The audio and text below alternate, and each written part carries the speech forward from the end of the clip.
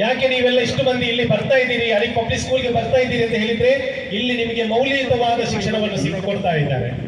ಇದಕ್ಕೆ ಬೇಕಾಗಿ ಅಹೋರಾತ್ರಿ ಪ್ರಯತ್ನ ಪಡುವಂತಹ ಎಲ್ಲ ಟೀಚರ್ಸ್ಗಳು, ಸಿಬ್ಬಂದಿಗಳು, ಸುಮಾರು 30ಕ್ಕಿಂತ ಹೆಚ್ಚು ಸ್ಟಾಫ್ಸ್ಗಳಿದ್ದಾರೆ, ಟೀಚಿಂಗ್ ಸ್ಟಾಫ್ಸ್ಗಳಿದ್ದಾರೆ ಅಂತ ನಮ್ಮೊಂದಿಗೆ ಆ ವಿವರವನ್ನು ಹಂಚಿಕೊಂಡ್ರು.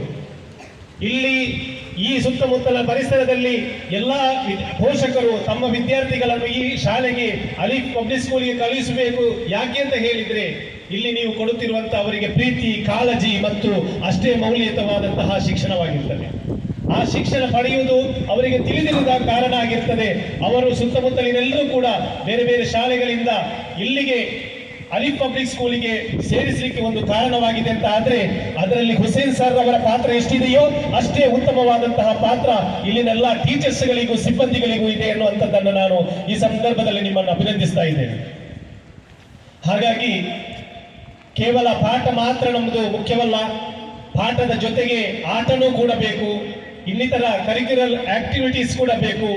ಹಾಗಾಗಿ ಪ್ರತಿ ವರ್ಷ ಕೂಡ ನಿಮಗೆ ಬೇರೆ ಬೇರೆ ರೀತಿಯ ಸ್ಪರ್ಧೆಗಳು, ಸ್ಪೋರ್ಟ್ಸ್ ಡೇ, ಆನ್ಯುವಲ್ ಡೇ, ಆ ತರ ಬೇರೆ ಬೇರೆ ಕಾರ್ಯಕ್ರಮಗಳನ್ನು ಹಮ್ಮಿಕೊಳ್ಳುವ ಮೂಲಕ ನಿಮ್ಮ ಪ್ರತಿಭೆಗಳು ಏನಿದೆ, ನಿಮ್ಮ ಟ್ಯಾಲೆಂಟ್ ಏನಿದೆ, ನಿಮ್ಮೊಳಗಿನ ಸ್ಕಿಲ್ ಏನಿದೆ ಅದನ್ನು ಹೊರತರಲಿಕ್ಕೆ ಬೇಕಾದಂತಹ ಎಲ್ಲ ಪ್ರಯತ್ನಗಳು ಒಂದು ವೇದಿಕೆಯನ್ನು ನಿರ್ಮಿಸಿಕೊಡುತ್ತಿರುವುದು ಅಲಿಫ್ ಪಬ್ಲಿಕ್ ಸ್ಕೂಲಿನ ವಿಶೇಷತೆಯಾಗಿರ್ತದೆ. ನಿಮಗೆ ಗೊತ್ತಿರಬಹುದು, ಅರಬಿಕ್ ಇದೆ, ಇಲ್ಲಿ ಅರಬಿಕ್ ಕ್ಲಾಸಸ್ಗಳಿದೆ.